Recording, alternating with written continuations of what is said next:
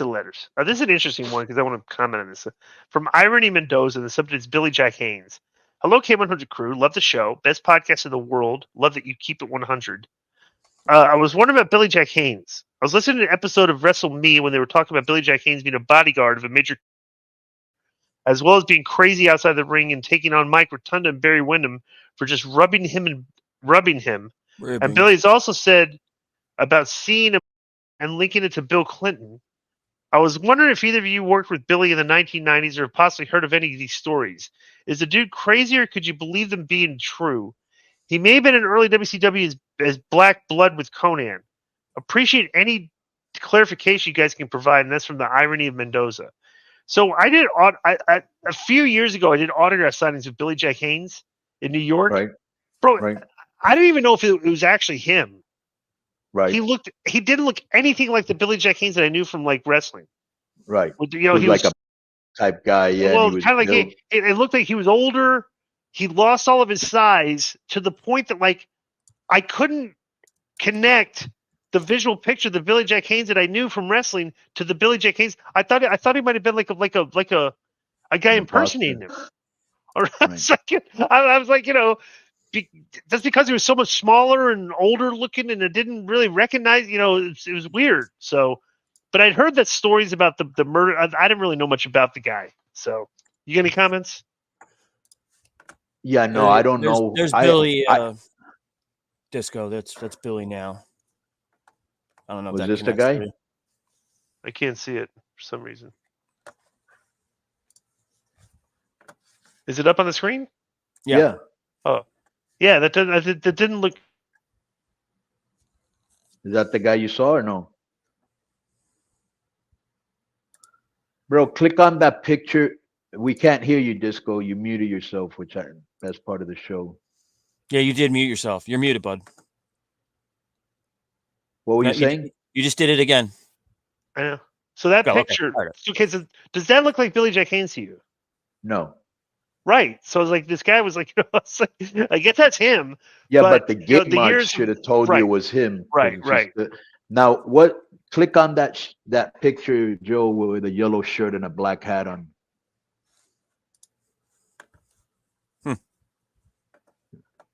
He had a pretty cool look for back then, He was a he really did. He really did.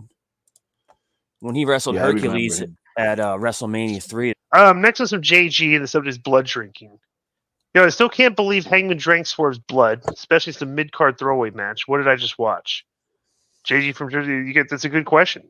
There's a collection of people that think that love that stuff, and there's a collection of people that are repulsed by it. I'm one of the people that was repulsed by it.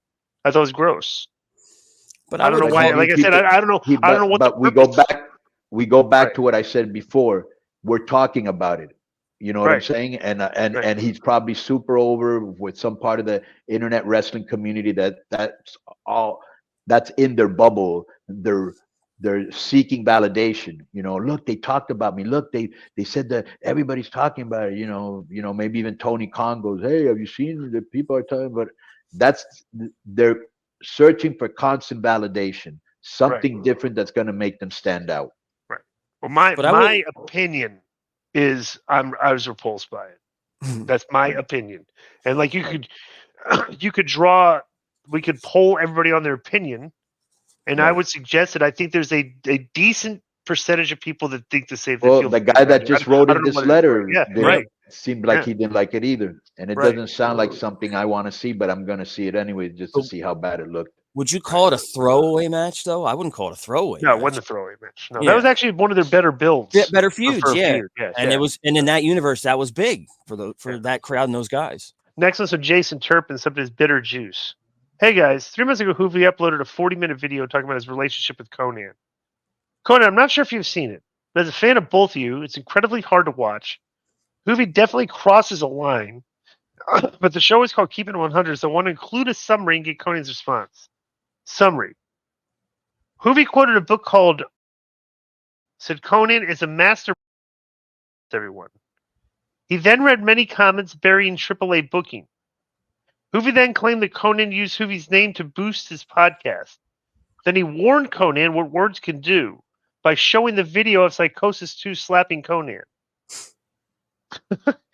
He then blamed Conan for the in his bag and the Jack Evans brawl. Then the lowest blow of all. Hovie showed pictures of Conan on a hospital bed and says he hopes Conan prays to God for forgiveness for all the wrongs he has done. Conan, what are your thoughts? And did you know about this video when you saw Hovie at Impact? Thanks, and that's from Jason Turpin. Did you know about this video? That must be no. I've never seen the video. I don't know what he has to say, but he's a total, But it's kind of funny because if I would have been, and I would have said, "Hey, Scott D'Amore Tuggles, when he brought me to Cicero, Illinois for that autograph signing, right? I could have said, well, if Hovie's there, I'm not going to go." Mm-hmm. There's a pretty good chance he would have probably put Hovie to the side. Now, I didn't do that. I went there. I saw Hovie. I shook his hand. He had problems putting his match together as he always does. Same old Hovie. And and on an indie show. Well, no, it's Impact. Impact. Oh, it's Impact. Right. Yeah. And God bless him, bro. The guy's trying to get work. He's trying to get noticed. He's noticed that. Ray got all the acclaim and he should have been there with him. Well, yeah, bro, if you would have acted differently, you would have been there with him, Right. But it's just a shame because he's been sending me. I'm looking at it right now. I'm just going to read it a little bit. Let's be honest here. How great of a character would Hovie be in WWE right now if he was with Dom as Uncle Hovie?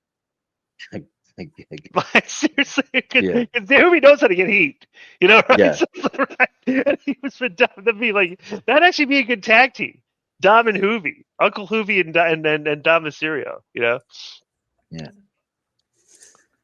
So, anyways, basically, he's telling me that it was good to see me in Chicago. It was really cool. He praised to God that we will work together again in harmony. Dude. That thing that he sent there, that must have been from years ago, which 3 months. doesn't 3 months, 3 months ago. No, he said yeah. he uploaded. Yeah, why would he upload? Oh yeah, yeah. But anyways, I think this was done years ago. Either way, he said a lot of that. It's very hard for me. I forgave him, but I won't forgive. We'll never be friends like we used to be. And he knows what he did. You know what I'm saying? I don't have to defend myself. Hell of a deal. Next is from Renegade Man 83. The subject is Jey Uso Intercontinental title run. Hey guys, with Gunther's Intercontinental title run getting a little stale and in need of fresh faces, do you think Jey Uso would and should be finally the guy that could dethrone Gunther? I think Gunther could be going for a world title run very soon. Jey and his brother Jimmy are going on their own as single competitors, and their feud is rumored to be at WrestleMania. Jey, the belt, the feud would make it more interesting. Although I'm not a big fan of this new theme music, which is more of a remix of the Day One theme, unlike Jimmy's new theme, which sounds badass. I thought Gunther's supposed to be wrestling Brock at WrestleMania. Yeah. I think that's more compelling. That's way more. Far more compelling than him versus. Now, I wouldn't mind in Jey the future Uso. Jey having the belt because they almost got him to where they're trying to push him to, and this will solidify it even more. You know what I'm saying? Right. But that's going to be cool if that is the feud, Jimmy versus Jey in WrestleMania. Next is from Lewis Rice, subject is Chavo and the Iron Claw. Hey, K100 crew. The Iron Claw will be the first time in many years I've visited a movie theater. I'm really looking forward to it. I'm in my mid-30s. I've heard a lot about the Von Erichs and have watched some WCW on Peacock. Chavo Guerrero was a wrestling expert on the film. I understand that he has a lot of experience and comes from a historic wrestling family. Disco and Conan know Chavo very well. Why do you both think Chavo was chosen? In your minds, why was he the right choice? One last question. Do you feel this movie will appeal to the broader audience outside the wrestling community? How do you think the film will do at the box office? And that's from Lewis Rice. I think the film will do fine, okay, because wrestling's still popular enough to where it'll gain some interest from wrestling fans. Chavo's a very good public speaker. He's very well versed. He looks good. He's intelligent. He's a smart guy. This guy makes it sound like Like it was the wrong choice picking a guy like Chavo.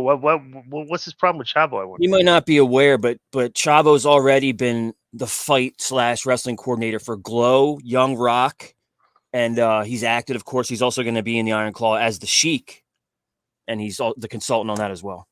Interesting. Well, not only that, you got to remember Chavo also worked in Lucha Underground, and so he also lives in California, so that makes it easy. Hey, who's in California that can help us with some fight scenes for a wrestling show?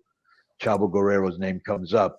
Having said that, he's got a ton of experience. He wrestled in WWE for many years with very popular angles, wrestled in WCW, like he knows it, but and his brother Mondo used to also be a fight coordinator and a stunt man in a lot of movies, Yeah.